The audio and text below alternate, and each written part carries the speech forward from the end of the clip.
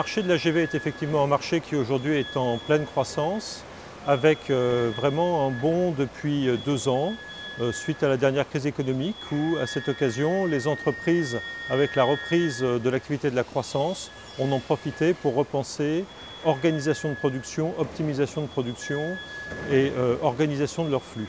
Notre marché traditionnel est classiquement la production, parce qu'historiquement, l'automatisation par chariot sans conducteur visait les entreprises tournant en 3 équipes ou 5 équipes.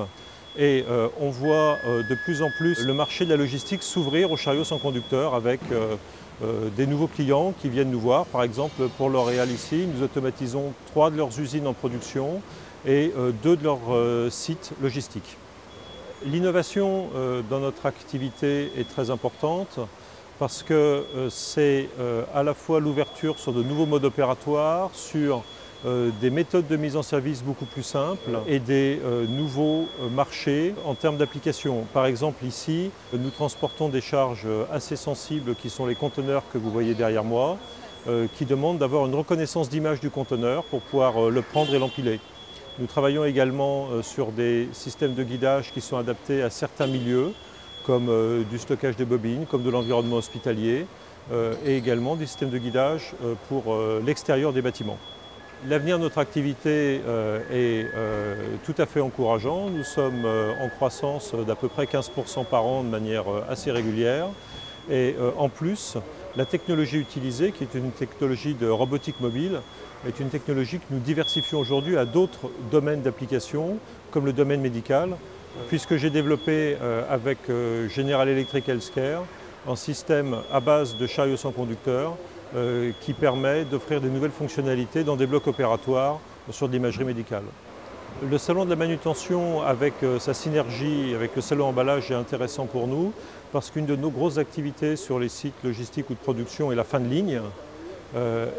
Cette synergie avec les clients qui viennent voir l'emballage, qui viennent voir la fin de ligne, nous garantissent un visitorat qui est tout à fait en adéquation avec un de mes axes stratégiques et avec le partenariat qui en plus est développé avec la société Newtech qui fait de la fin de ligne. Nous avons été amenés à décliner un projet qu'on a intitulé AGV sur le site, décliné sur 3 orientations. Le premier, effectivement, c'était de projeter le site dans un développement technologique qui soit, je dirais, en phase avec son temps.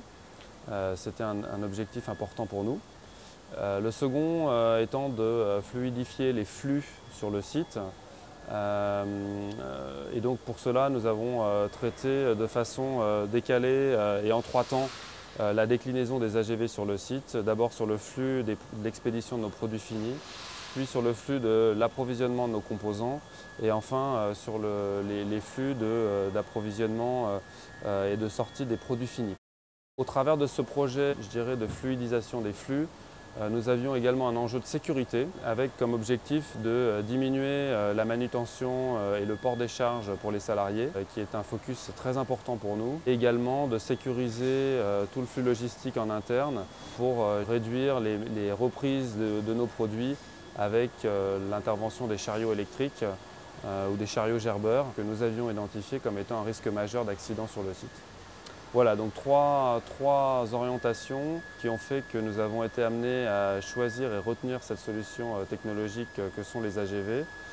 Aujourd'hui, je dirais que nous sommes pleinement satisfaits du résultat, bien que nous ayons encore certaines améliorations à apporter à la gestion de nos flux en interne. Cette transformation technologique, elle se fait de par l'arrivée de nouveaux outils, mais également de par la mise en place de nouveaux process internes pour faire en sorte qu'au-delà des outils, on arrive à synchroniser les fonctionnements et fluidiser la chaîne logistique interne, ce qui ne peut pas se faire uniquement avec un nouvel outil. Tout ça doit être aligné avec la définition de nouveaux process de gestion interne. L'automatisation, c'est un support, c'est un outil. Cet outil, sans la réflexion sur nos process et sur notre façon de travailler, ne peut pas fonctionner seul. Notre nouveau process logistique est une réflexion conjointe entre une approche technologique et une approche process.